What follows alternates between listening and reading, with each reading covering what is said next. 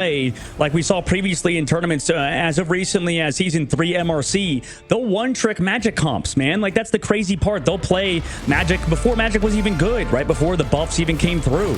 So this team's willing to do odd quote-unquote compositions like that, even in stages where Magic shouldn't be that good. So I want to see this team how they adapt. But from the record today, Shib, I don't know if teams that play 2-2-2 compositions have won much. So I want to see if they have much flexibility on their end. As we start up now, Ultron Mantis, something that we've seen just a couple times today, as we're going to see our first lock here from the side of Sentinels, and they are going to keep that Mantis. They're going to keep the Mantis, and we'll be going over to Celestial Husk, too. That will be our final map of the day. Finally pulled out of the RNG bag map that everybody loves to see. And for this team, for YFP, they actually go for that torch ban, keeping the Jeff alive on their side. Yeah, that's exciting, right? Like, you know, we talk about maybe it's maybe not worth necessarily banning the Jeff, so maybe that's something they'll learn over time, as it is potentially the most counterable of those situations, unless you do have the Magneto coming through, and it looks like they will have that Magneto there from the side of Tones. But yeah, I mean, goodbye to, okay, because I'm surprised. I would expect to see potentially YFP, if anything, if there is a, you know, Venom player. You're trying to shut down the Mantis compositions now, is essentially what you're trying to do with your next ban. Something that can be stopped. Obviously, Ultron's off the table. Maybe you see Venom. It depends on what they're expecting from the roster. And they're giving themselves flexibility here, Shib. I mean, they got to keep out Adam Warlock and Jeff because they can't play Mantis. You know, you can play that around the Luna Snow, like you mentioned, and there's a little bit of options there now that Ultron and Venom got removed. And also, you know, we've seen so many crazy stalls on the Venom too. It makes sense, but they go for the Luna ban, making that main strategist play something else like Invisible Woman or Cloak and Dagger. So that might make a big enough change, or even Loki, right? Maybe forcing them to play only like that Loki alongside the Invis, maybe having either a Jeff or an Adam, makes them choose between the two. So that ban makes a lot of sense, and getting rid of Star-Lord as well to make sure they can't play that Mantis Star-Lord, you know, spin to win sort of style. Yeah, I think I see a pretty good ban from the side of Sentinels. It forces a little more obscure triple comp where you're going to have to use, you know, the Cloak and Dagger now as your mainline heals, as you will see Hopeful over there on the Adam, and Kanuya is going to be on that Jeff. You know, we talked about how Adam's healing has definitely been increased significantly with the recent changes, and how strong Jeff is now with that ultimate change in terms of healing, but I still think it's more obscure than anything we've seen yet today in terms of the triple backline. Oh, for sure. And I don't know, what's your take on like Jeff at the current moment in terms of, you know, when we like look at these comps and, you know, we hear pros talk about how, you know, there are ways to counter the Jeff. From your point of view, Shay, like, what do you think about this Jeff? Is it something that you need to prioritize, protect, and ban, or is there those sort of one shots that you could do against him that enable you to play against the Jeff? Can you leave it unblocked? Yeah, I mean, it's tricky, right? Because you can definitely leave it unbanned. There are some answers. Obviously, we talk about Magneto making Jeff far more threatening, and also Jeff's pool makes Jeff more threatening, depending on where he has to commit ult from. But I think it's also just the threat of knowing you need to save a specific cooldown, knowing Jeff has ult, and that makes your team play differently. So maybe just the raw threat of Jeff being on the table still is impactful. So that's why you'd want to ban it. It kind of depends on how confident you are in the answers to Jeff when it comes to, like, you know, even using something like Emma's diamond form to just pummel away Magneto's ultimate, Namor's ultimate, all that kind of stuff. It depends on your comfortability, you know, running it into that, or if you think it's even worth it. And clearly, these teams don't think it is worth it and want to try to ban it out. At least YFP banned out the Jeff from Sentinels. Yeah, makes a lot of sense. And now, you know, we get to see that Magic comp that we know YFP to play. They play the Adam alongside the Jeff with that Cloak, like you mentioned. Trying to find that pickoff was not enabled. Now Sentinels halfway to cap another point. And we'll start off this fight once more. As here we go, folks. Techie gonna put a ton of damage out. We haven't seen a ton of Techie on Venom. That's really something Techie's been keeping eyes on over this next set. This go again here, if you will, of Ignite. And a ton of damage out. Hopefully we're going to find Avery early on in this fight, giving YFP a chance, except for Crimson comes right back into 762, who is playing on that Magic. Already we have a Jeff ultimate. That is absolutely wild. And Kanuya going to grab one. And Techie falls. Hopeful takes out Nectar too. YFP looking pretty good at this moment. Now going to put some damage out. Jeff going to drop back under to stay healthy. Coach turning around, keeping eyes on. Here we go with the end song. Does not get too much value. Shields get burned in that moment. Techie going to find Hopeful already back from getting KO'd. And this is just a back and forth ultimate fest. Everybody committing for point one. Iffy, 762 get two more, three more, as they are now up in numbers once more. YFP still unable to get this point.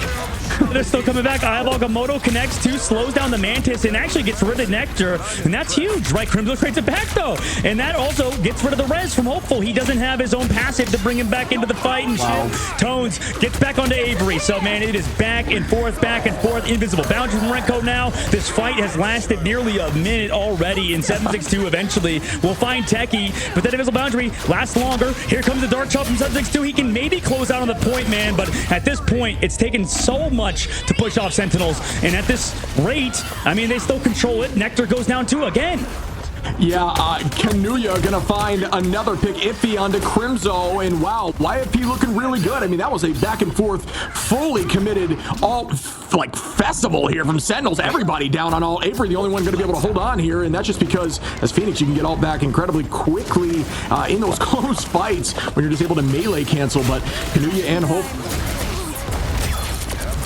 threat when you have no answer right now, and they do not have a major answer. Avery dropping Tones, and Hopeful gonna res back up, try to bring the team back on a walk forward and keep that pressure. Aramori on the 762, but there's that res onto Tones and 762. Remember, folks, Adam, you saw the res not happening early on. It's actually going to be a beacon around your body on the hero. It's not where you place the res, it's where you are. So you have to walk forward after, and that's some big brain play right there to place it way back and then walk in to keep the team healthy and still hold on to this point. Yeah, right now this total all-in composition with the Venom and with the Captain America is resulting in, well, the backline going down. You try to have enough sustain, maybe find pickoffs, but the moment they commit a Shredder's ultimate, they run down your backline. Aramori didn't even commit the invisible boundary, and you're sent back to spawn. Now Sentinels on the ropes. Potentially could get staggered now here, too, on Captain America. Brutal to see that out of Crimzo. And now YFP off of a single ultimate shib are in a large advantage. I mean, 762 got a three-piece right there on Magic, and this is the first time we've seen full commitment on Magic throughout the entirety of a point at least. So 762 clearly confident. This is more of a brawling map with a ton of these room fights, which Magic really does succeed in. So well done again by 762, and with Bond available here from Hopeful, that does help Magic play hyper aggro. Once that Bond happens with the team, you just can fully commit knowing that you can keep healthy and be, you know, wildly aggressive. Out goes the Ayavalgamoto. It lands. Not sure if it finds too much value. Doesn't seem like it does. And drop back to the point, Jeffel. Here, Avery finds Iffy. There we go. That's what they need. 3 people eating on YFP side, but it's all his team. And it just sets up Avery, who slams down as soon as they come out of that poor Jeff's mouth. Back to the spawn, YFP goes. And Chip, unfortunately, well, this is big for Sentinels, obviously. They get set up for future fights. But the only time I think we've seen this, historically, this Captain America Venom full dive comp work is when it's with the 2-2-2 backline, oddly enough. And now we're running with the triple strategist, but here comes the Dark Child. Also a Capel. They run out immediately.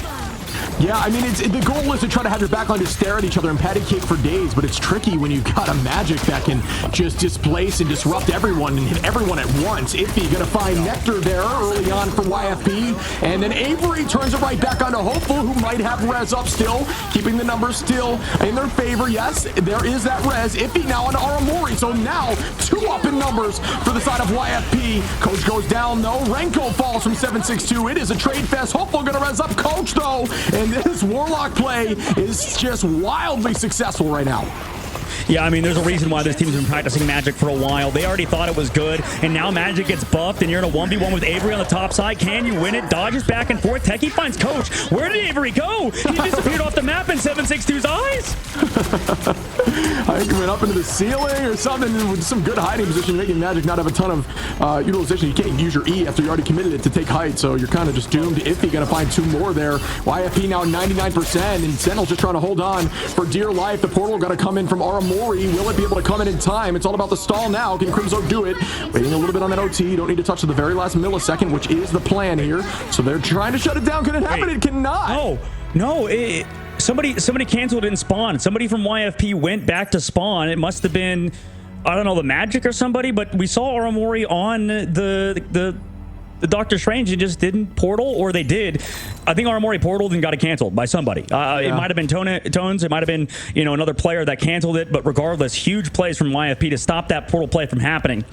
And this is what I was talking about earlier. Unfortunately, this sort of triple strategist composition it can work, but I don't know. Right now, specifically with the Venom and the Captain America, this front line, it's I don't know if it's not providing enough damage or whatever it may be at the current moment. It just seems like the ults are a little bit too slow from Aramori to save Nectar or something. It's not working. The back line just can't stay alive, and that's why I think a team like Na'Vi historically will play a traditional Mantis, Luna Snow back line with just only 2 strategists, because you want to play high tempo, fast pace, and right now you're not really playing that fast paced high tempo. They need a little bit of extra support onto these dives, which is usually in the form of another duelist.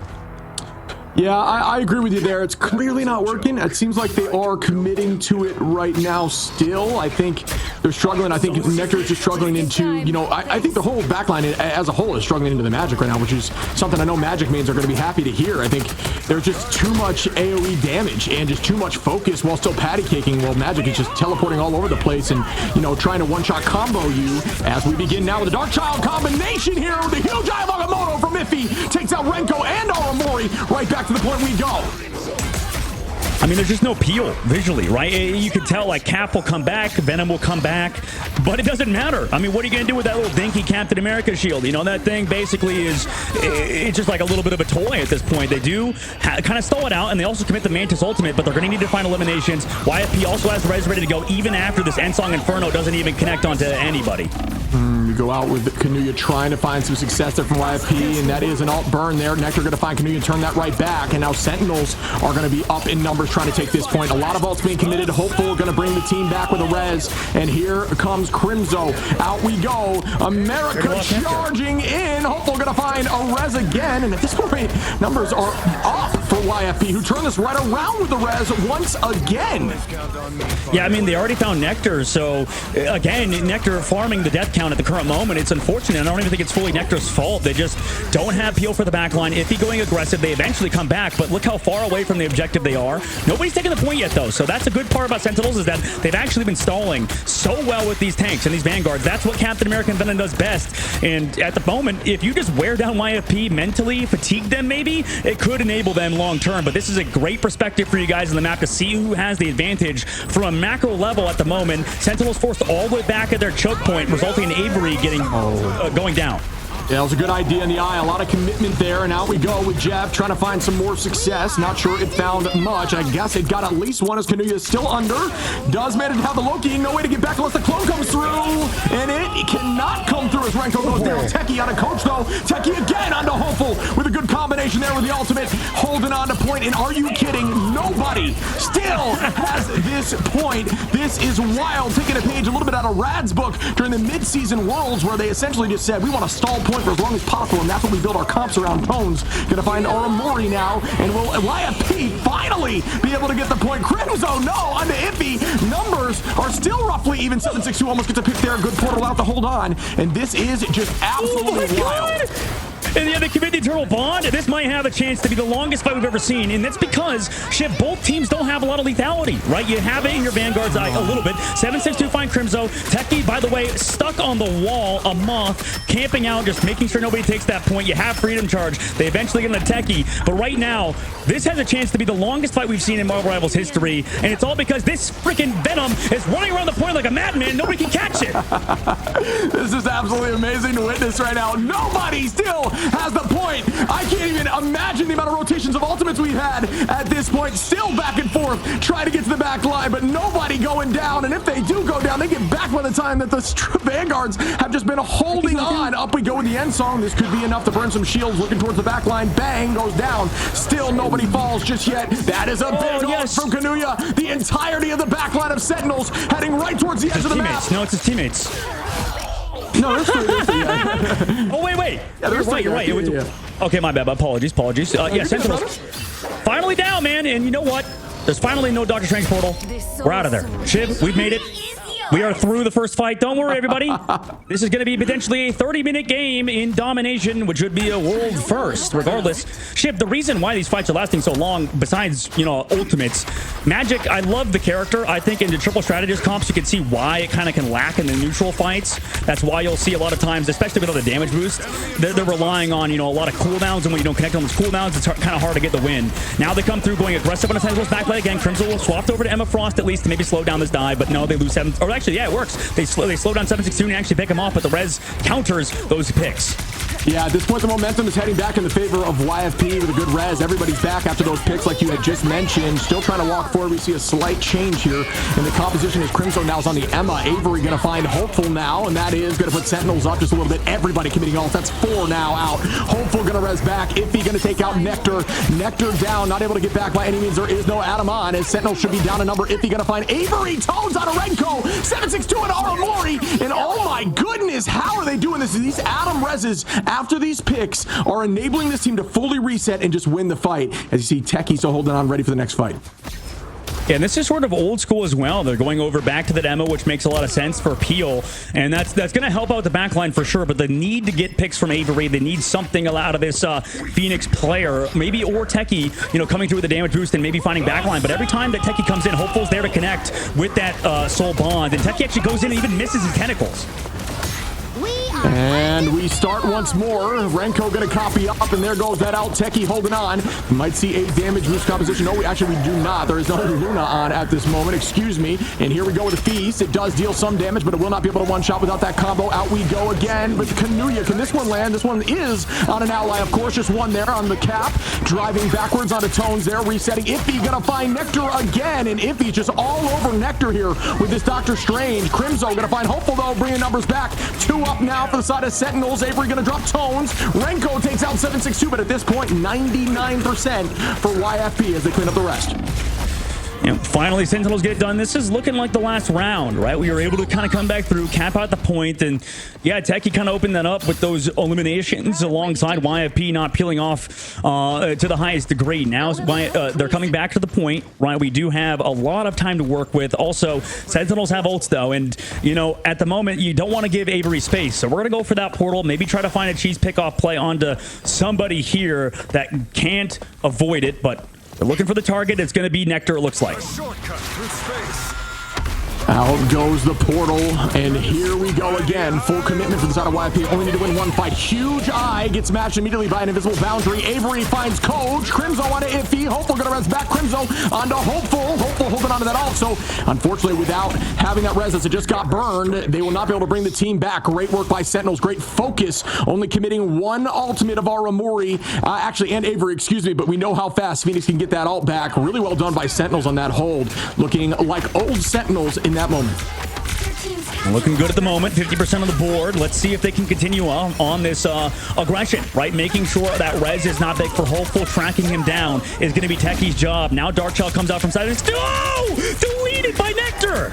Yeah, that is what you need to see there. Techie with a 2-piece on a Coach and Hopeful 2-3 numbers up now. And the rest will not happen as one of them was Hopeful. The focus there on the side of Sentinels is to take out Hopeful every time. Do not allow that res to keep happening. It keeps putting them in a tough spot as after they get these picks, they walk forward like they have the picks, only to find out that the numbers are dead even and they've already committed ultimates to get those initial picks. And that just keeps working in YFP's favor. But this is the second fight in a row now that they found Hopeful first.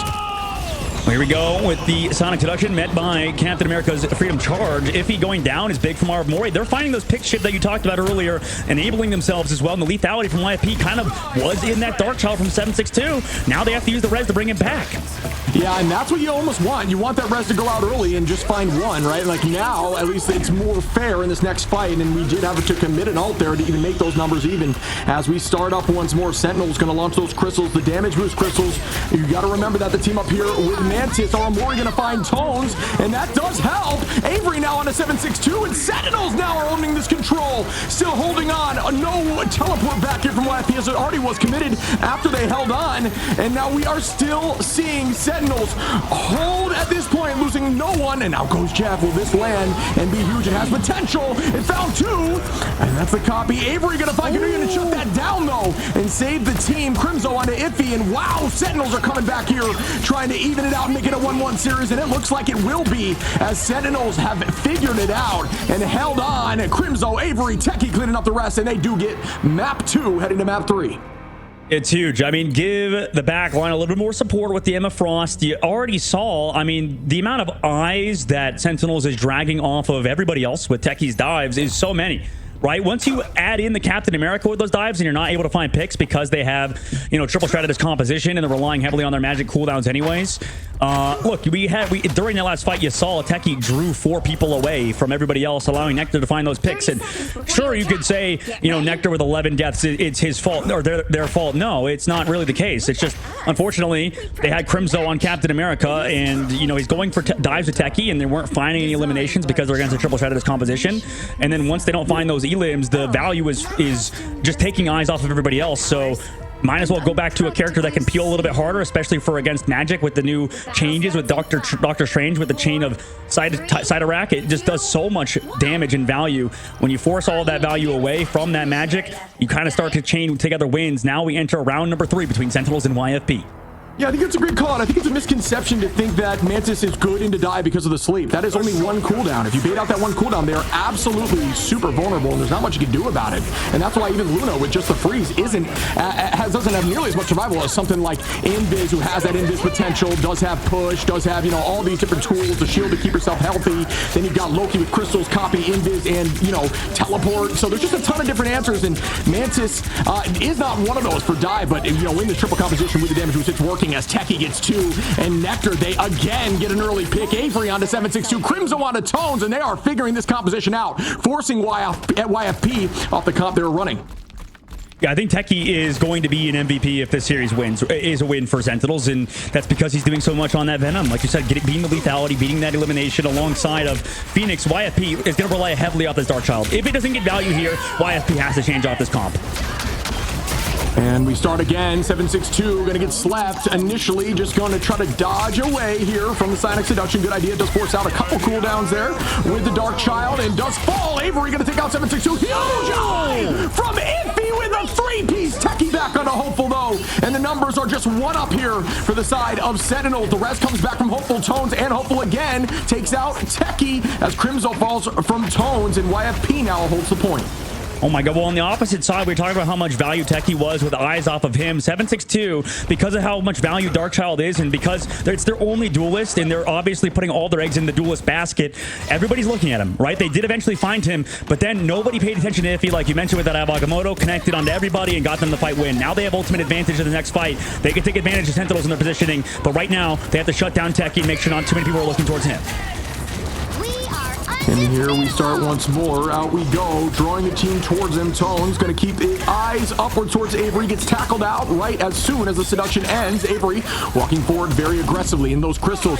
See, those animation cancel did not last long, though. Avery going to find 762. Avery again onto Iffy. Hopeful resists back. All 3 right back into the fight once more, happening exactly like what we saw in map 2. Techie holding on to the Feast of the Abyss. This could be big. Waiting for these ults to hold off, and bang, there it goes. Ton of shielding out, and Kanuya going to find 2 again. Both of the backline Sentinels, and they are gone, trading 2 for 1. Kanuya again with these Jeff ults finding some value. Oh my god, I mean, that was huge. That was huge from Kanuya because, yeah, like you said, Aramori had that invisible boundary and was not ready for it. Didn't jump away from that huge It's Jeff, and that was the win condition for Sentinels to keep moving forward, right? Renko uses that copy. They understand they have another Shrouded Assault, but Kanuya's there with that huge ult. Now they come back into it. They don't have a lot, but let's see. I mean, Darkchild's going to come out from 762 right now. Everybody's going to look towards him again, but does that set up Iffy for yet another huge Eye of Agamotto? I'm clocking 7 picks, I believe 7 from Kanuya. It might be 5 of just off maps alone, so really well played there. And that's an early tackle. That's Renko takes out 762. Sentinels now trying to walk back in. 99% for YFP. Huge eye goes out, does not land though, unfortunately. Dropping backwards to the team. Techie gonna find Iffy, and already almost has ult again. Gotta make sure they have someone on point at this moment as OT has begun. Crimzo gonna drop Tones. Nectar with a 2-piece on a close. What? Coach used his ult. Coach used his Eternal Bond in that fight. Last second, nobody was alive, Shib. Oh my gosh. Yeah, I'm not quite sure. There's really no point. Oh, listen, I mean, Sentinels just eventually shut down that Agamotto. They read it at that time, for sure. I don't know. I mean, Coach, you could, like, maybe come back, for sure, stall it out, potentially, as well, since you have the point control. But Sentinels, huge fight win for them, Shib. And now moving forward, that was because of Avery, right? Setting up with that end song. Now here comes a dive early again from Techie. Yeah, Techie goes out, pulling out some cooldowns, immediately resetting back to the team. Tone's going to have to find one, almost two, with the lockdown there. Sonic Seduction only just pulling out a couple cooldowns, nothing else besides that. 762 Alco's Bond Avery on Iffy, though. Another early pick here from Sentinels. These fights are insane. Kanuya does have one this time, likely just going to spit instead of committing.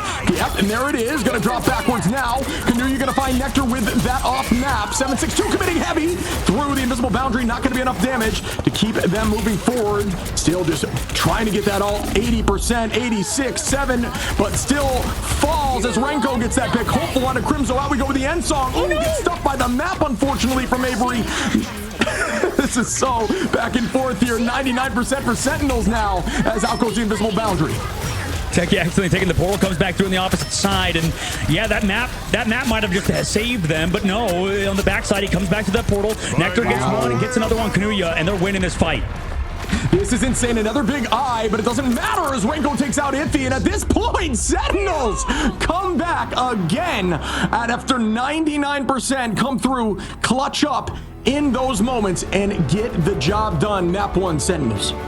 I mean, that was down and dirty for both teams, Shib. I think there was a ton of mistakes on both sides, like we saw. I mean, honestly, the composition shouldn't even theoretically be working from the side of YFP, but because they're so well practiced in the Magic comps and because they know the ring conditions, right, relying on the Jeff, relying on these other ultimates, Agamotto, pretty ultimate reliant, and that is going to be one of the longer dominations you will ever see. Nearly 20 minutes. We almost hit the 20-minute mark, Shib. 19 minutes and 59 seconds was how long that was. That's crazy. That might be one of the longest we've seen. There was like a 5-minute hold once on, I think, Bernard Chichala at some point, but either way, that is an incredibly long domination. And I mean, under pressure like that, Sentinels really pulled through. I got to shout out quickly, Nectar, they did a good job bouncing back. They had actually 0 finals in that first rotation, that first map, and then come back with 9 over these next two, really showcasing, you know, the bounce back after being just pressured so much. I think, like you said, that switch there to the Emma, just helping peel a little bit, was enough for them to make sure they could provide some more damage and really start stepping up. Avery with a nice ult there too with the end song. Shib, I'm in downtown Manhattan. There's a giant man in a black suit. He's killed everybody. I need help. Some assistance is required. That was genuinely an insane performance from Techie, man. Like, that was crazy how much work he got done, stalling out the points, like you said. I don't know. I guess it makes sense on Celestial Husk that Venom would do well canonically, right? Maybe he gets a buff. Yeah, I mean, yeah, right, an instinctive buff. No, I agree. I think that map with that central location that you can dance around is very, I mean, that was a crazy ult there again. Kanuya, I think we've seen Kanuya have, I can't even, I gotta go back and count the amount of off maps. Really well done on the Jeff there, but it just was not enough. A ton of value, but just, I guess, you know, not enough value to completely take it home. We saw a couple times the end song Inferno forced out, right? Oh, I was just gonna say, like, right there to stop it, but still think we saw like 5 or 6, maybe even 7 off maps there, Iffy with some big eyes. But again, Sentinels, even through these massive plays, just stayed calm. They do a great job of stalling the point, and that's all you really need to do. If you can stall long enough for your team to get back, all of these commitments, all these big ults, they just don't matter because your team is now back and now they've committed ults and you haven't, and you just start the next fight up in advantage. Just crazy comebacks there. Super fun one, and I think you bring up the best point for sure. That's like, yeah, I mean, this team was staying calm. I mean, they're a veteran squad. They've also picked up a brand new coach in McGravy, right, having a ton of experience in the hero shooter genre, and you could see that this team is well coached, right? Eventually, they figured it out, right? They were like, okay, guys, they're going to set up an Agamotto just by going with the Dark Child. We got too many eyes there. We screwed up there. That was mistake number 1. Mistake number 2, going down to that Jeff ult that we saw Kanuya get earlier, right? These small mistakes can add up if you go down to these ultimates that you should theoretically be able to avoid. We shouldn't be having 3 people inside of a Jeff ult, for example, right? There's so many things that we needed to change and adjust and adapt to, and they did for sure. Huge sign to obviously the squad is a veteran team, but also with McGravy being their new coach, definitely shows this team is well coached. Yeah, agreed. I think they stayed calm, and that's just a sign of practice and confidence and figuring. I mean, they figured it out. I think it's the truth. They were struggling on both 2 and 3, and still just completely bounced back. But yeah, I mean, I got to show real quick. YFP, like, well done. I mean, they look like a very practiced team into a like I said, a seasoned team, a team that is known widely across this region. And I'm looking forward to seeing our next map right after this break.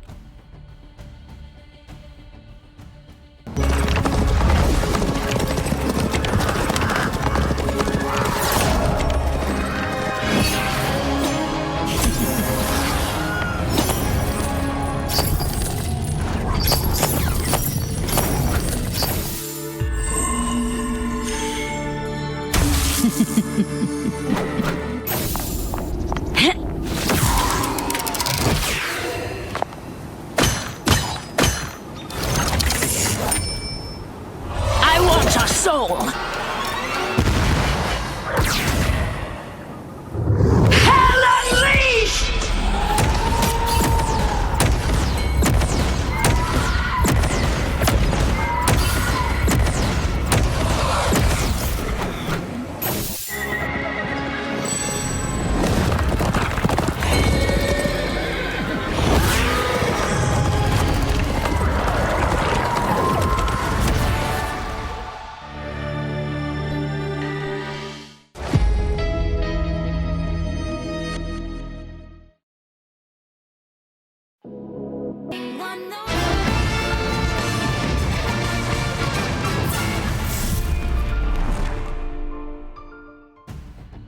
Welcome back, and that was one of the more close dominations I have ever seen between those two teams, YFP and Sentinels. What a battle. This one has been the tightest in terms of battling back and forth I have seen yet, so we might see a game 3, but we are heading into our second map here shortly, going to be chosen by YFP. They again choose either Convergence or Convoy in whatever map they want, and then from there it would go back to the losing side if they did lose for map 3. So man, I mean, I'm excited to see more of this. That was a fun watch.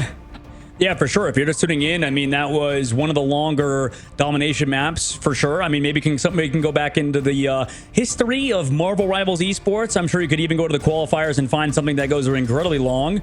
But yeah, I mean, nearly 20 minutes on Celestial Husk on a 3-rounder. I mean, that was an absolute banger. And you know what, Chip? I wouldn't be surprised, since Sentinels was a team to win. You know, maybe you would think, okay, a team like Sentinels go to like Midtown, go to Central Park, but you know, they're not a team that lost, right? YFP is a team that lost. And I think a lot of these teams seem to like Spider Islands, interestingly enough. So I don't know. What do you think is going to happen on this next one? What would your prediction be before we see the round or the map?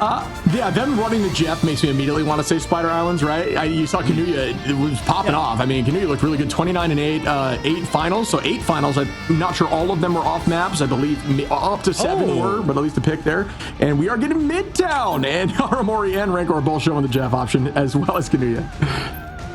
Yeah, that's interesting. I mean, I've never thought of taking a team like Sentinels to Midtown. Personally, they are very good here, but also that's also old Sentinels. They have a brand new roster in Renko and Avery coming in, and then also it's not the same core. And I was talking to you on the break about this, right? As we go into the ban phase, YFP get rid of Torch again, making sure maybe they could play it too around 762. He's a great Torch player. But that's the thing. That's one of the strengths of Sentinels, former Sentinels, is how long they were together. They were like a veteran roster who, you know, stuck through thick and thin, able to win out in the NA side of stage 1 Ignite. Now coming into it, they kind of lost that strength, right, Shib? I mean, the whole like sort of friendship vibes thing of Sentinels sort of, you know, died out, unfortunately, with the old roster sort of splitting up, and it's, you know, kind of on Sentinels now to find a new identity, to play around Crimzo and Aramori, who have been through the roster, and then also integrate their new players in Renko, Avery, and they've been doing it, right? Avery was popping off on Phoenix, and I think if you get to play that again, it's definitely a huge benefit to Sentinels. But now we get to see YFP already getting rid of some important heroes with Torch and keeping that Jeff that you mentioned earlier, Ship. They really love to play it, like you said. Midtown is not as, you know what, maybe we'll learn something today. Maybe towards point 3 and some, it kind of depends. I just don't see Midtown as the biggest Jeff map. There's not a ton of off-map potential, but, Jeff is more than that now, especially with that healing pool, and can be very aggro. There's a lot more lanes here, and Jeff does a good job healing down lanes. So, yeah, I think this, maybe we'll see something new here. I am curious to see if Sentinels are going to run that triple composition on defense. They haven't had a ton of success running that in the past, so I'm curious if the new roster lineup is going to help them there. I mean, the cap ban also makes sense for YFP, the Mantis ban or Protect, and then also Emma Frost Protect. It makes sense. Like I'm a little worried at the moment for YFP, I think, just because I don't know if the cap was necessarily even a problem for them, right? I mean, they literally stopped playing cap and just started playing Venom, even though it was not banned. I mean, it could make sense in terms of like what it goes through. Tone's currently showing that Hulk, so we might see Hulk Namor come out. Sentinels probably don't expect that. They're just trying to get rid of those strategists, and YFP getting rid of the Venom too. Okay, so they just want to make sure you can't play any dive at all, which is what Sentinels, I guess, newest strength is. Yeah, I think that is definitely a unique composition. We haven't seen the double Vanguard dive line with the triple strategist, until really today, at least not in this level of play. And, it's weird though, right? Because I think it's strange to me because YFP was having the most success against that composition before they changed. Right here, so, but it is a whole new, we're on Convoy now, right? It's not domination, so that definitely could change things. But you know what I'm saying? That is my only holdup I have with the ban strategy here for YFP.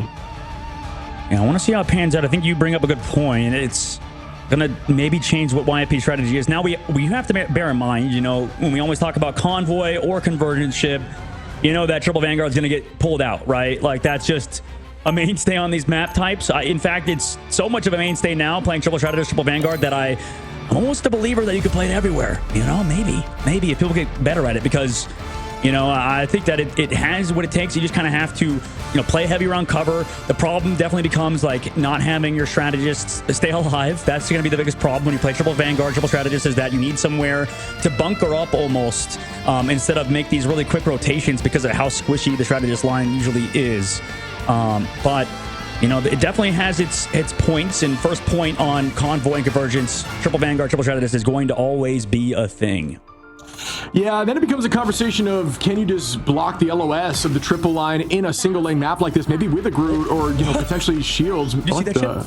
Wait, what? There, a little bit. Oh, there he goes again. Oh, yeah, I do see Carimzo going to be on Angie on defense here, and that is likely what you're stoked about, because I know you play a ton of Angela, who has some great maps. Is this one of those maps in your opinion? No. It's not, I mean, I get the idea. You want to pull him into the Groot and in the cap. You can maybe do something crazy here. I mean, Angela's great at distracting, right? The character booped into the team, sort of like Wolverine. It's one of the farthest, if not the farthest boop in the game, and they shut him down with a grab. That's a sick combo ship coming in with that Angela. Yeah, that was really cool. I'm not gonna lie. This is a very unique take on the triple Vanguard line. Essentially, just grab somebody and throw it into Emma, and just allow Emma to punt them into a wall. And at that point, they should get KO'd. This is really cool to see, and this is some of the stuff I just gotta love Rivals, man. It's just a ton of fun to watch as we see a jump in here. Crimzo, obviously a very strong cap, which I do think translates pretty well into the play style of Angela. I think they're both very in and out, come in and use your rotation and try to catch the team off guard and then reset again, you know what I mean, and break LOS. Yeah, it is interesting they're playing the no storm on the attacking side alongside instead of it's a Hela. And the thing is, the benefit of Angela, unironically, is that you actually do super well versus these flanks from the Hela. It's a character that can actually mark off angles so well. Hopeful, by the way, goes down yet again. I don't like this. Personally, as somebody that plays a lot of Angela, I actually feel like Storm hard counters Angela's at points, right? Especially against Triple Vanguard, it can be quite good because you're just not expecting that much damage. Oh, that is a huge alt there. Combination Canoe. You're going to find one. 762. Going to bring the moon down on him and find one. Iffy going to find Nectar. Make that two as Renko goes down. Avery going to res back up. Coach and 762 clean up the rest. We'll likely see a portal here from Sentinels to come back into the fight before this bridge and enable and guarantee a third fight. But that wasn't a bad hold.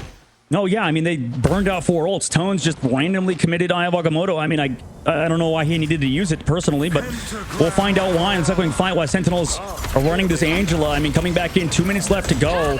They can really set a lot with Crimzo up. I'm really not sure they bought enough time there on the teleport, or enough space there. Could have almost walked to get to the same space. Maybe it was a little bit of movement and just buying enough to potentially touch again, but I'm not sure how successful that was. But they are retaking now onto the back side, and Nectar is ready with the Meteor M. Renko ready with a copy. Avery gonna bring the team back if they get dicey. And there is that Goddess of Death on the sky. Immediately matches. Nectar eats it, tries to throw it right towards the back line. Bang, it does. Take out Kanuya. Good throw there by Nectar, who is now on a Vanguard playing everything today. Oh, I just hate this Hella comp right now, personally. It's just like we need to start playing Storm maybe alongside it instead of the Hella. Just like, I mean, it makes sense now. Yeah, change now. Yeah. Call out. I mean, they at least go to Phoenix, but regardless, yeah, like we saw with Angelo, the really it's a strong ult actually, you know, despite nobody actually using their ults against it. If you go too early, you just kind of want to force Stratus ults with it because it's a bind, right? If you connect onto somebody like a Luna Snow, but here comes Techie. Oh, I got Moto. Great shielding there. Avery's still going to find Hopeful though, but great defensive shielding by Tones. And there's another matchback pick. As we see again, Sentinels doing a good job holding on and retaking. I was a little surprised with the teleport. Didn't seem like it gave them a ton of space, but it's clearly working for them, and that's why they're the pros. And we just talk. You know what I'm saying? Is Crimzo is going to get a big triple grab. Oh, I know, Hopeful showcasing how edgy can be strong anywhere. 762 though with a 4-piece. Are you kidding me? But immediately Avery brings back everyone.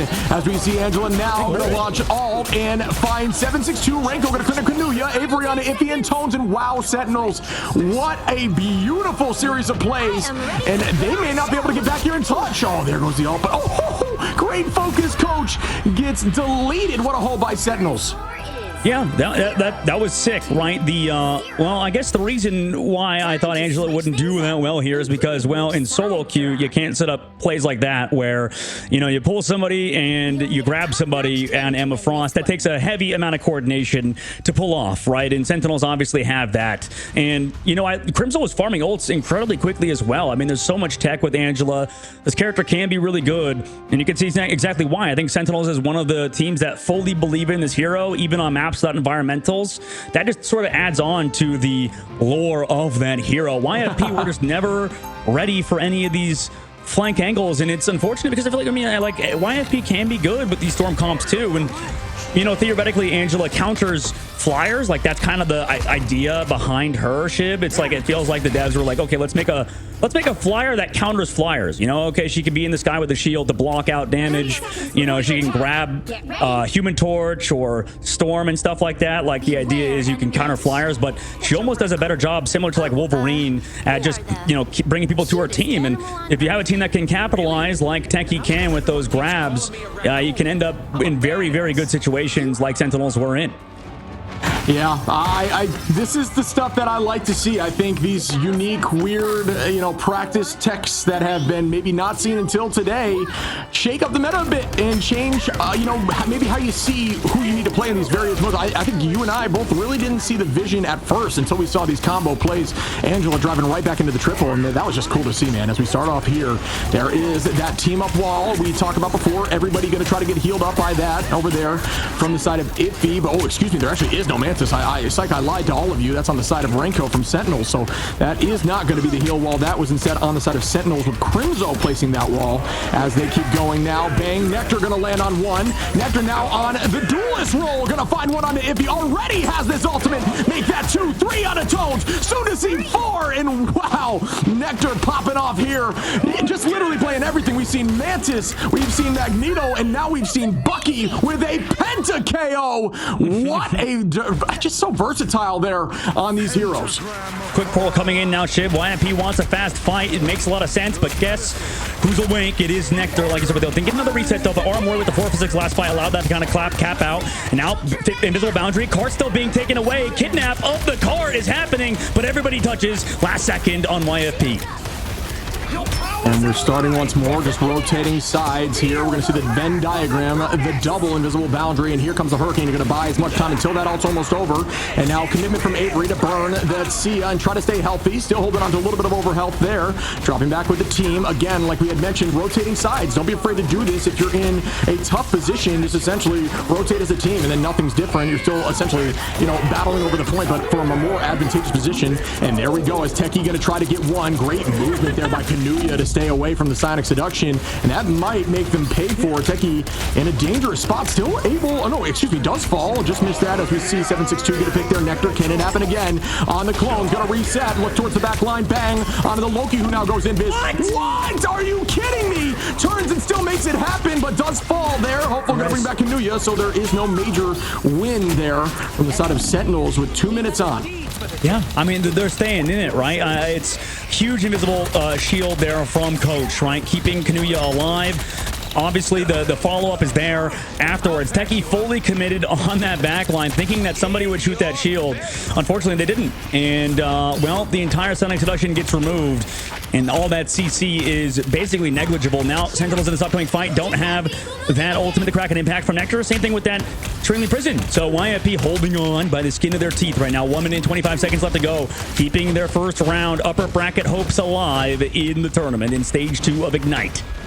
They should have a slight ult advantage, YFP, in this fight. About 1 ultimate, as we will see more pop towards the end of this battle out early. That is a little bit maybe too early there for the invisible boundary, which may be good enough for them to get a pick, and they do. Goodbye, Tones, as Techie cleans that up with a grab, but that res is right back. Numbers are even again. Out goes the Sia, gets burned instantaneously. Iffy gonna find Avery early, though, and that's another good play there. Iffy on this Strange has been absolutely different at this moment. Nectar, as I say that, gonna drop Iffy, though, and up we go with the Kraken impact. Nectar been popping off with this. Launches it, does not find much success, and Coach is going to take out Nectar. 762 on Renko, and we are in final fight territory now for Sentinels, who had committed a ton in that fight. Just having Renko and Techie potentially in this next go, and it'll be matched right back by Iffy and Tones. Where did Crimson Soul go? Like, he threw Strangely Prison out. What happened to it? Techie now swaps over to Emma Frost. Trimzo's over to the Groot yet again. He was back over to Magneto for a sec. They're going to be a Doctor Strange ultimate and Meteor Ram. All they have is Renko, and like you said, that Soul Resurgence in this upcoming fight, and relying heavily on Nectar to find a pull or a grab. Something needs to happen on their side as YFP is connecting with ults in a second, probably. And we'll start once more if he does have this eye ready onto the back line. It only finds one, and they do match it back up in the sky. We go with Tones with the Meteor Ram, trying to stop it, and they do. Sentinel's still holding on, doing a good job, making those ults get used without a ton of value. Out goes the invisible boundary. Crimson with a huge, are you kidding me? That's a huge training for a ton of ults. Get committed, out goes the C to keep the team healthy. Everybody dealing damage in that zone, and how does Hopeful come out with a KO there? I do not know. Techie goes down. Numbers up for YFP. Out goes the invisible boundary, still holding on. We're in OT now. It's final fight. Nectar committing, doing a ton of damage, dancing inside the boundary. Numbers still up for YFP. Kanuya gonna copy, and why not launch out another? 762 ready with an all clobbering time. If you're gonna find Nectar, though, this clobbering time can come any moment. It will be utilized right towards the back line. It does not manage to seem like it gets too many. Iffy. Aya Bagamoto just gets one. Techie is in a dangerous spot to unwolf, and oh my goodness, Sentinels are falling left and right. YFP, are you kidding me? Clutch up in this moment and take this to game 3. What a map ship. YFP tie it up 1-1 versus Sentinels. The new look of Sentinels is, well, I don't know what the correct term to call it is here, but that might have been a choke job a little bit towards the end. Regardless, man, Avery getting picked towards the very end is rough. I just, like, there were so many things last second. We do connect with that Strangely Prison. We connect also with that Kraken impact. You would think, like you said, Chip, they use Invisible Boundary early against it. They do a lot of, Stratus Ultimates to counter. Maybe you could say a little bit too early, but honestly, it kind of works out, right? It's better too early than too late. That's what we saw in game number 1 when Sentinels were losing fights. It was because we were too late with an Invisible Boundary. We were too late with, coming back for Peel or something. In this game in Marvel Rivals, it's almost better to be too early than too late. And right now, it could be too late for Sentinels as it's nearly 6:43 p.m. my time, Shib. And, the clock could be ticking on Sentinels' win timer as we enter a third map between these two series in the upper bracket. That was so crazy. My biggest question, and I don't know if we'll see it here towards the end of the highlights, is that Grudal, that Strangling Prison was massive, and the rotation of strategist line ultimates there, even Hopeful there on the rocket, tossing that rocket all on top of the ambulance in the last second. I don't know how the entire team stayed healthy. They rotated Kanuya's crystals, Hopeful Sia, and I believe an invisible boundary from Coach so perfectly that they could not stop or damage enough through it because, they're running the back line, the triple back, and it just could not work for them. I mean, I don't understand how that just happened, but that was insane. That was an insane shot from Nectar at the end there, but you're right. Shib, out of every team we've seen come out of, MRC, out of in the 4 teams we're watching today, or 8 teams we're watching today, we haven't really seen any of the up-and-coming teams be good at triple strategist comps, right? And that, like you said, this was well played by YFP. There were so many times when the crystals come out from Kanuya, Hopeful's there with the ult, like you said. I mean, this team is looking like one of the best teams at triple strategist at the moment.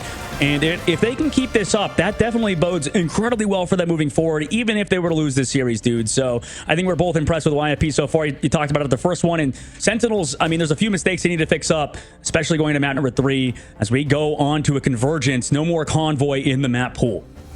Yeah, I mean, you talked about them being versatile and being able to handle this composition. 762 was really showcasing how strong he was on Moon Knight there with a ton of huge ults with the combination, but then also going to the thing and just absolutely doing work. It looked super clean, and I don't think he got MVP, but 12 finals. The next closest was 4 on their team, and still pulling out, being able to play a Vanguard, such a different Vanguard to what you've been running. I mean, we've seen, the magic at a 762, just a very diverse hero pool, looking really good. So shout out there, Kanuya doing a great job on Loki, insane crystal timing. Man, I cannot wait for map 3. Really well done, but we'll check that out right after this break.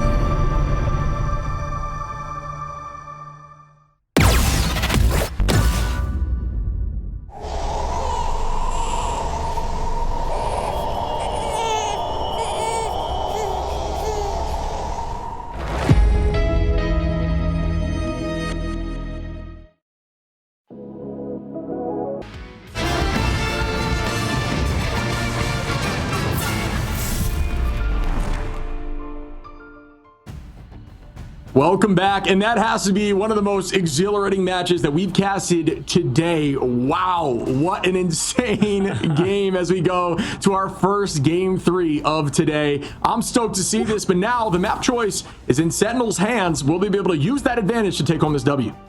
Yeah, so we're going over to Convergence, I believe, for the last map, right? So we have the choice between Hall of the Dahlia, Symbiotic Surface, and Central Park, right?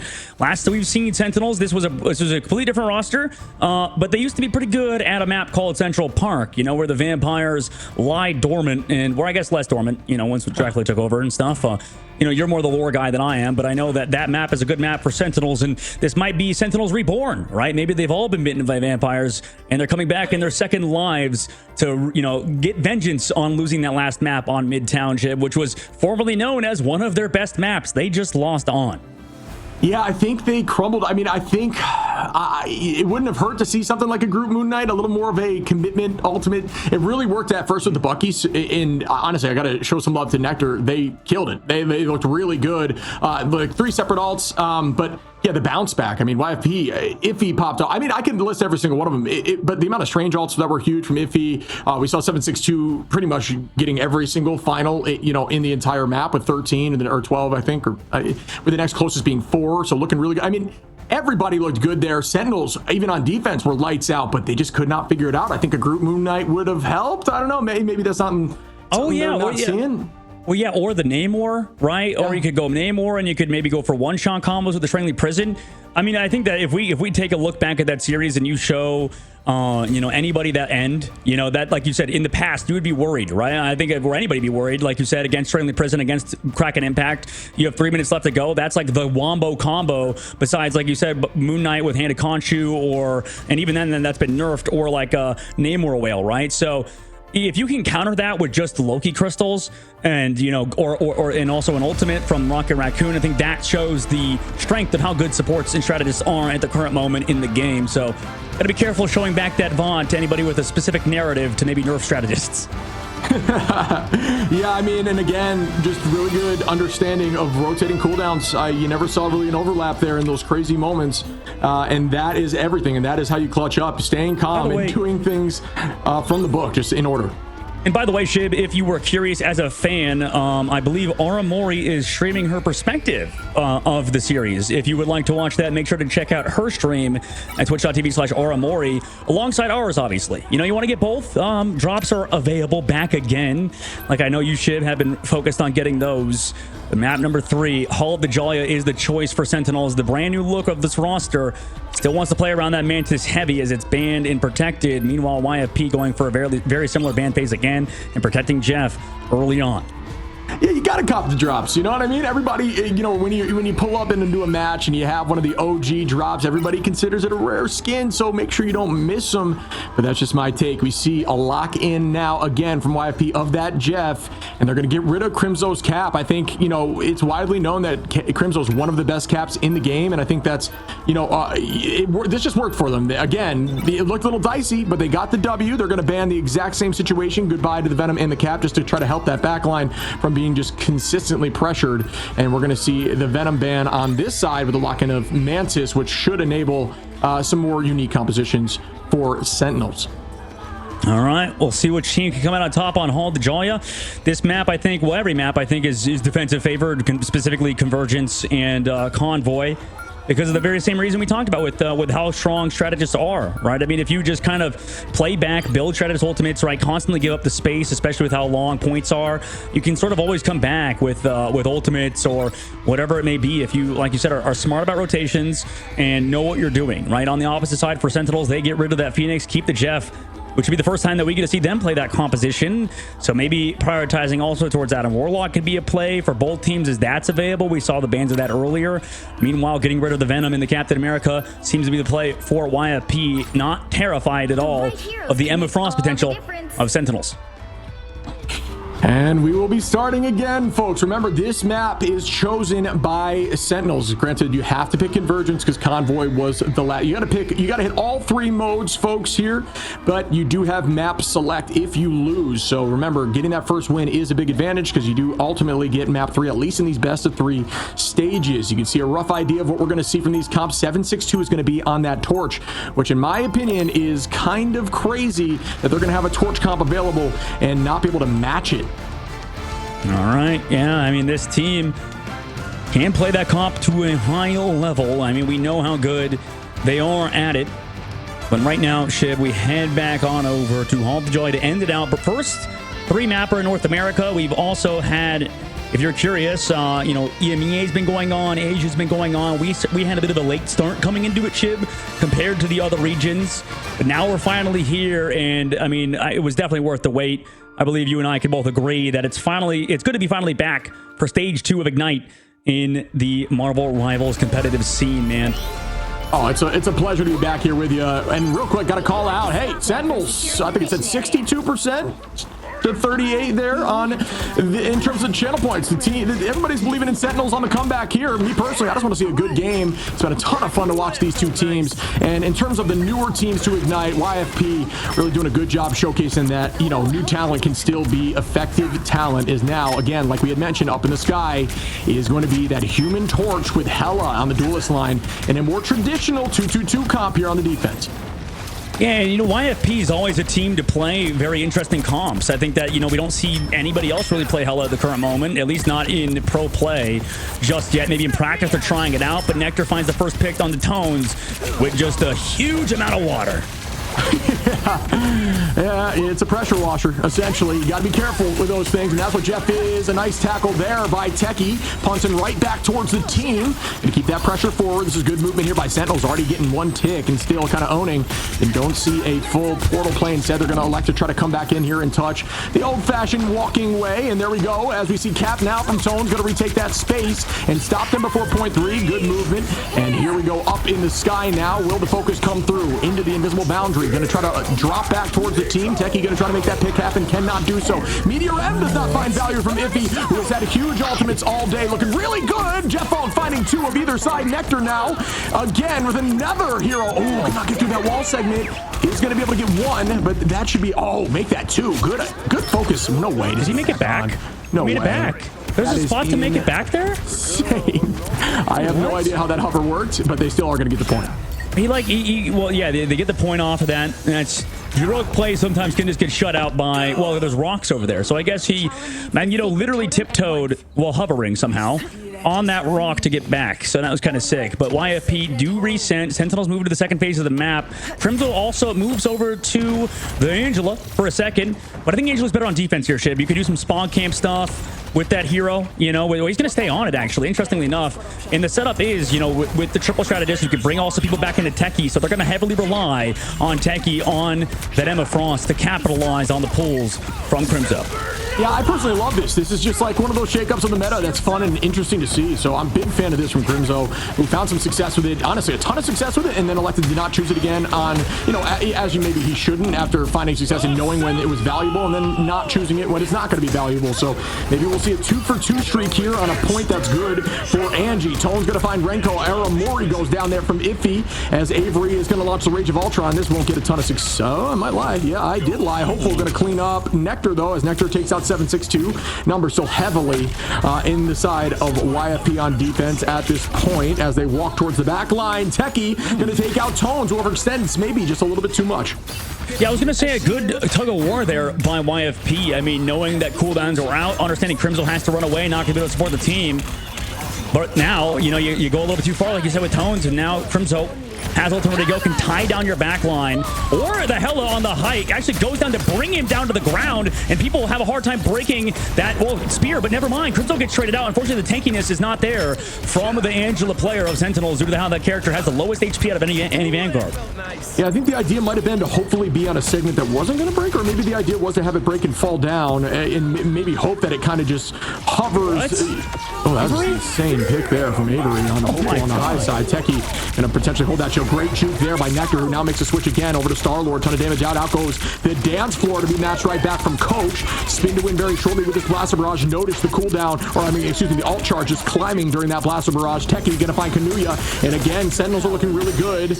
And, you know, Emma does a great job in to Cap here, kind of marking Cap as they walk forward, try to get another pick to ensure they get this point. This is another defensible position, and if you can take it early like this with 2 minutes 20 on, it's a really good take. Hope we're going to try to get the mini stun off, looking towards the back line, not able to make much happen, driven backwards, and they do get that point really quickly. Well done, Sentinels. I mean, I would like, if Hopeful wants to play the Hella, I honestly would prefer him to play on the Adam Warlock. You can see in the sky, Angela blocks a little bit of that damage. Cool part about Angela is you can just kind of always counter. You don't really need to worry about cooldowns like on Doctor Strange to block out the Hella ult. But now here comes everybody on the side of Sentinels to walk on forward with Avery's ult, but it's countered by an Invisible Boundary, and now counter Invisible Boundary by Aramori again. So both try to just forcing each other to sort of commit their own ultimates.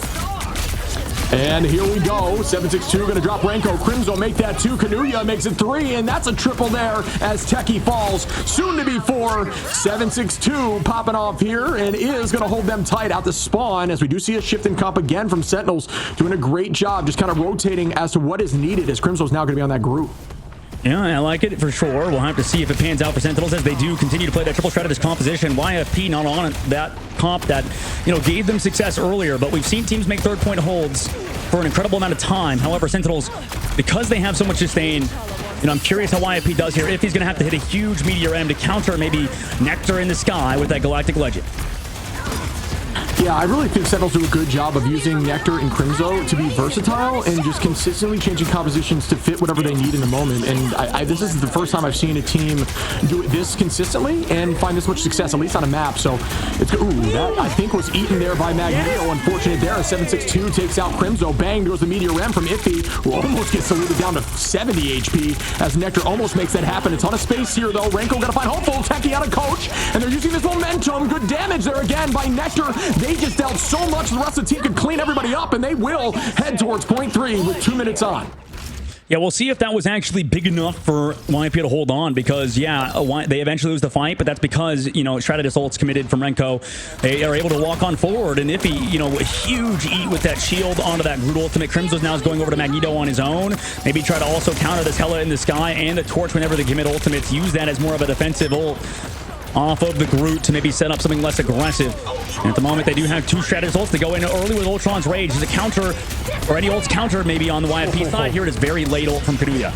Yeah, Kanuya really doing a good job min-maxing the time before having to use that ult because Kanuya was literally at like 30 HP. So well done there on biding time from Ultron Avery. But that's the thing about Ultron, getting that Rage of Ultron back very quickly. That's the goal. Make strategists use ultimates and then just keep using yours to constantly burn those cooldowns so the rest of your team can get value with ult. And here we go. Bang. Down goes 762 to drop back towards the team, losing a ton of HP quickly. Everybody on YFP has to commit ults now. Up goes Hopeful. Tone's going to use Cap to the Freedom Charge towards the back line. Sentinels with no ults left, but in this next fight they will have a ton with 5 available, so this could be their fight to lose now as nobody goes down, and that's tough for YFP, who committed a ton, hoping they could get some picks there. Yep, excellently disengaged like you mentioned. Now they have that Meteor M, needs to connect again, or they just buy time with both strategists ults for them to build yet another duelist, though, and Avery will take that trade 1-for-1, but also a late ult from Techie comes out. Can they find any picks off of it? I mean, they're able to find Tones. That's big on the backside. Yeah, it might have been a little early, but Nectar now, I was going to say almost uncontested with all, but yeah, will still get a ton of value. Walking towards the back line, gets 1, almost 2. Techie finds 1 HP here towards the back. Oh! Kanuya goes down, and that's going to take them all the way to point 3. Sentinels are showing up now on their map. Time to switch. Huge connection. I mean, it was so close to getting it off there on Kanuya, but like you said, fell down too low. Even with the buffs, I can't wait for Invisible Woman players to be like, hey, we need more buffs, guys, to make the ult good, because I didn't live in that situation when I was 1 when I popped my ult. Regardless, YFP looking damn good, except when they play, I think it's 2-2 comp ship. It just feels like at the current moment, this is a team that relies heavily on playing triple strategist, and whenever they play the traditional 2-2 comps, they tend to just kind of lose. And it's hard to not take that trade where you're given Human Torch, you're given in this case Hela, which we haven't seen many teams prioritize Hela, and I think we're seeing exactly why. I mean, there was a little bit of damage committed by Hopeful.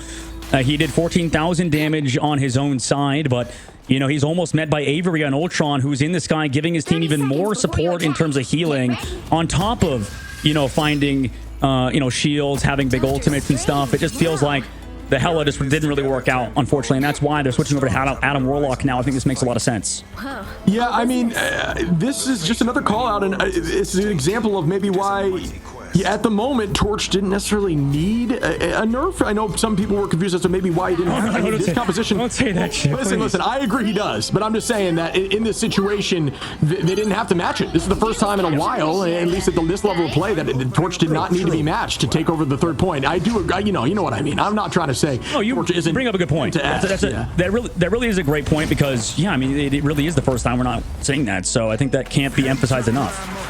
Yeah, no, but yeah, you're right. Definitely a very, very strong hero. And they are going to not run it now and instead are going to be using the Magic. 762 has found a ton of success on the Magic recently. Does a good job diving that backline and really disrupting. Patty Cake needs to be there for days. Crimzo finds a pick on the Hopeful, though, with Angela getting more play and more success. Still walking forward on the defensible side. Nectar going to take out Hopeful now. Still winning and looking for an off map here. Very close. Crimzo just going to deal the damage. Folks, if you don't know, when you're playing Angela, you can actually melee animation cancel, so your job should be to use that V button prior to poke every time and just increase your damage. Kanuya doing a good job dropping back to the heels there. Gonna launch both strategists off the map here and commit, and Kanuya has been doing that a ton today, so really well done on the Jeff. Probably the most successful Jeff play we've seen of the day. I don't even know if there's much that Sentinels could do against it, right? That's the thing with Jeff, right? They portal back, though. They're here. They have the drone on Techie. But the point, gets pulled off it for a second. And that split second is enough. But yeah, I mean, they literally can't do anything against it. There's nothing to counter it. And that's maybe why Crimson's going over to the Magneto, maybe to bubble the back line. And, you know, because like we saw Aramori, she even jumped away. Renko had no way to avoid it, right? You can't counter it with a sleep. There's nothing to really do against the Jeff that comes out of the ult. I mean, Aramori tries to jump away, but two people get connected into it and they get pulled off the map. Not much Sentinels could do. They swap off Angela now. Treats phase of the game, also run onto Magneto, even though, honestly, this is one of Angela's better parts. But into this guy, Galactic Legend committed by Nectar. Has to back up now because two Stratus Holds, or Stratus Hold and Sonic Seductions are committed on the opposite side. No, I think the switch is simply due to the fact to shut down Jeff, right? I think at the moment does force the Magneto out from Iffy, and you just try to burn bubble and make that happen and just counteract. You have the option now with Ultron or Magneto to stop the Jeff from getting value, and they did not have that before, like you had mentioned. Nectar going to keep the pressure on, 22% now. With that drone, playing hyper aggro as you should, showcasing one of the new Battle Pass skins, a personal favorite of mine, looking really cool in my opinion, the great MVP. So keeping that pressure on now, trying to buy some time because they started this with 5 minutes on, and that is a ton of time to push through point 2, which again is a very defensible position. So can Sentinels pull through on this, or will YFP show up and get through 2? Yeah, Solar has been so good this patch, especially with the change that he gets over shields. Now Sentinels, like you said, have ults. They're also playing that Mantis, so in the neutral, they actually are in a pretty good spot to just consistently do damage. Income to the sky with a damage boost on the Ultron. Backline flank from 762 with Supernova. Doesn't matter. Avery gets 2. Almost 3 there. Really well done by Avery, and that's that damage boost combination. You look there, you see those blue up arrows, and that's how you know there's a threat in the sky. Comp at this level of play loves to play. That's why you see a lot of the ban outs here from Ultron. I know as you're climbing ladder, you'll get a lot of slack for running Ultron, but at this level of play, trust me, he is that good, especially with this combo. And they know how to use it, as you see right there. Yep, beautiful work. Mantis really has done so much throughout this series. Thrown out so much pro play in this past week or two. Has been a priority in ban phase. Right now, Sentinels have both Vanguard ultimates ready to go to counter out. Maybe Hopeful coming in with that Kraken impact, as well as Strat ults on both sides. Both invisible boundaries here. Coach coming up first with that dance floor, though, in a second. Towards the back line tries. Techie again going to pull out the Psionic. Nectar now committing heavy. And we are going to see the invisible boundaries matched by both. That's why, oh my goodness, look how many ults got popped there by Sentinels. Nectar going to get 2. Crimzo gets 1. Nectar gets 3. Techie gets Iffy. And now there will be a slight ult advantage for the side of YFP, which should have 2. Avery going to try to push out the dance floor from Coach as soon as possible. And that is likely their best bet at taking the next fight. There was a lot of commitment there. And they should have 2 fights here to be able to retake if they lose this one from the side of Sentinels, but there is still 2 minutes and 30 on. They're swapping out their comp, Shiv, going over to Groot, going over to that Star-Lord. They're playing triple. Back to a comp they're pretty good at. And this is the benefit of playing triple strategist, that they didn't have to use, for example, in the last fight, that Meteor M in such a defensive manner if he running forward. Also, I like this new thing we'll talk about later. Here comes Avery in the sky, met by the Fate of the World. Tones, well, it's going to be close to that Meteor M because if he swapped off Magneto over to Groot, giving Tones closer, ability charge closer to his own Meteor M. Yeah, it's a good call out as we do start the next fight. It is an even trade right now, nothing major. As discussed, Avery forcing out the Fate of both worlds early on and already doubling the ult charge, and that is what Ultron does. As Hopeful dives into the Blaster Barrage, trying to get that out quickly. Out goes the boundary. Up in the sky, we go with a double meatball. Whose Meteor gets the most value? And it is Crimzo. Down goes Kanuya. Nectar gonna find Hopeful. Make that 2 as 762 goes down. Do I hear 3? I do. As Nectar walks a few more, and they're just gonna buy time here. They're not gonna take out Iffy. Why would you? Yeah, he has ult ready to go. I mean, you might as well body block him too, go in front of him, or whatever you want to do. Throw everything in his face. There goes the Groot. Back to back to the spawn doors. I wonder if he gets regrown by Rocket every time. At the moment. I mean, YFP, that was a tough fight to beat. That, you know, Emma Frost advantage is definitely enabling Sentinels right now in that last fight shit with that grab. Yeah, agreed. There's a lot of ults available here. Should be 3 on either side for this next fight. Once again, Sentinels did exactly what they needed to do with Avery, and there it is again. Hopeful going to commit heavy. Avery in the sky, ton of pocket to make sure that Rage of Ultron can deal some serious damage. Out goes the boundary again, the major slow. Hopeful not able to get much. Techie going to try to walk in with the Psionic, and this is some great movement here. Still able to get Hopeful, but they cannot collapse. Good walk out and bubble from the side of Tone, who keeps the team healthy. Everybody's still up through those ults. Iffy and 762 still holding on, and that gives a huge ult advantage, and there it is. Can they collapse through? A ton of damage goes out. No one goes down. Wow, well done by the defensive side of Renko, Avery, and our Amori to hold on from Sentinels. And now you're worried because you had to walk up the cart and Meteor M's here. Crimso's hit it every time. This time he misses, but it doesn't matter. It created space on the back line. Nectar spinning the wind with a blaster barrage in this corridor, dealing a ton of damage to 762, but it is not going to be enough to stop that res. Whole team comes back. YFP up in ults. Nectar trying to commit these before anything else. Out goes Bond and Meteor M, and that's 2 cooldowns, so maybe that's a win here from the side of Nectar. But now that Nectar and Techie goes down, it is likely not worth. They're going to have to retouch here. Can they get there? This is where it gets difficult to take this touch from a Groot who can wall up your whole team. You've got to be ready to take the height. Exactly. Actually, this is from Hopeful, who's prepping their touch on height. So good defensive idea here from Hopeful to ensure they can't get there. And there goes the walls. They come in with Magneto from Crimzo. Here comes the invisible boundary from Kanuya. We see Avery and Renko pop ults. Will they be able to make anything happen? A ton of focus on the backline. No, they cannot. Popped out. That's a huge ult there. Can Techie make them walk into their peril? Crimzo gets 2, 3. Aramori and Nectar clean up the rest. And Sentinels clean up, and that could do it. And it does, as Sentinels take home this game against YFP. That was a close one, Shib. What a series it was. And I think at the very end, we saw the value, like you mentioned. The only real worry for Sentinels coming back is just that spawn timer, right? Aramori had a 14-second respawn because of overtime spawns. Didn't end up mattering because they come back anyway, but they have the strategist advantage after that, you know, committing that Ultron's range. Boundary has to counter it, and you got nothing after it due to using the res in the previous fight. So Sentinels got the job done, but Shib, that was definitely dicey at points for a team that, you know, we expected to do well, but we didn't expect much, honestly, out of YFP, and I think they overperformed expectations despite losing. Yeah, agreed. I think that's, you know, a good showcasing for a team that's really just showing up and ignite. I mean, granted, Sentinel's a very practiced team, has been in this position more than most, if not more than all, in a very tough battle in a big, you know, big series game. This is the first set of games here on stage 2. I don't know, this is good focus here from Nectar. I want to show some love there.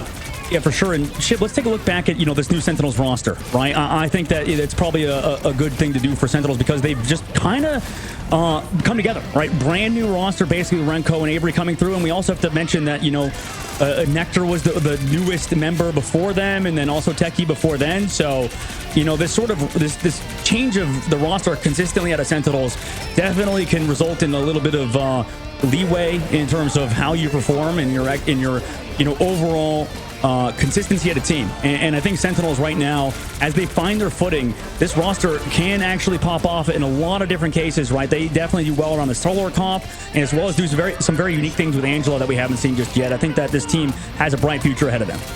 Yeah, agreed. I personally, like I said, love the Angela play. I know that, you know, it actually was pretty successful. I'm not going to pretend like it wasn't. It definitely found some success and swapped when necessary, right? Like, didn't stay overzealous and didn't try to overcommit onto Angela play when it wasn't necessary. They needed to find an answer for Jeff, and they did, and it ultimately forced Kanuya off Jeff, right, and back onto that invis. So that kind of stuff, making those changes and making the you know, the opposition play something that maybe they're not as comfortable with, or at least haven't been finding as much success with, is how you win these games at this level. It's these small victories. So good play there again by Sentinels. You talk about the new coaching and the idea behind, you know, making these changes may be driven by that new coaching staff. Yeah, right now, Sentinels get the job done, and we'll see how they do in the next match, right? That's going to be a big thing. How can they do against future opponents that are definitely stronger, right? Every team that won, I think, today is just going to be even more hungry to win the next one. And, you know, obviously, we're only halfway through the first round. You know, we're gonna see tomorrow, or at least Vicky Kitty and Cozy will be walking you guys through tomorrow's matches in round number 1. And that's a lot of fun games that's coming up, but we have to talk about that later as Sentinels. You know, they look good moving forward. They're going to be against a Team Nemesis, who was another team that really played well today. Yeah, that'll be another fun one, I think, two practice teams, two teams that looked really good today. I think Sentinels, you know, they looked very good on mid-10. I think they kind of just maybe fumbled a little bit, and also the step up from YFP in that on that defense was pretty lights out. But I think there's maybe some takeaways there to how they could have closed that game out. Maybe something like Group Moon Knight, or I don't know what the answer may be for their composition, but they definitely struggled a bit there. They could have worked through that, but man, what a fun series to watch. No, yeah, you're right. The answers are there. It's just a matter of doing the work, right? Scrimming, practicing, and, you know, making adjustments as they kind of come up. That's the hard part about playing hero shooters at a high level, and Marvel Rivals specifically. Watching back, you know, we look at Group B. That was an incredible group. Sentinels took down YFP in 2-1 fashion that we just saw. We'll have an interview in a second with Crimzo, I believe, but Nemesis also, that will be their opponent, took down Dark Zero. And then, man, also Shib in that lower bracket, that matchup now, I think Dark Zero and YFP, that's going to be really interesting because, to be honest, YFP at points looked better than Dark Zero today.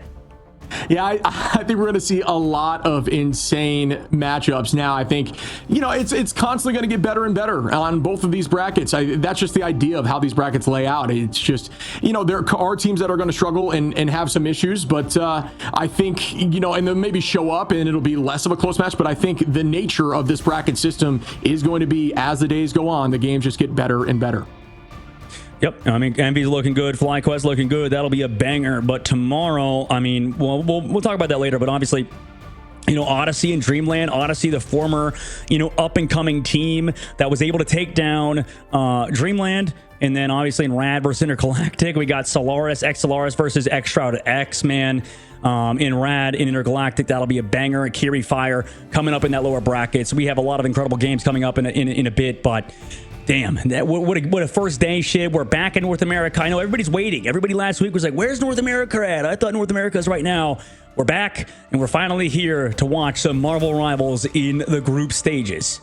You know, a lot of 2-0s today, right? But that final series really just got me hyped up, man. I cannot wait for more weeks of this with you. This is just going to be a ton of fun. I can't wait to see teams that show up, man. I think that YFP looks like a team that could show up today, a team that might be a contender at the end of the series here.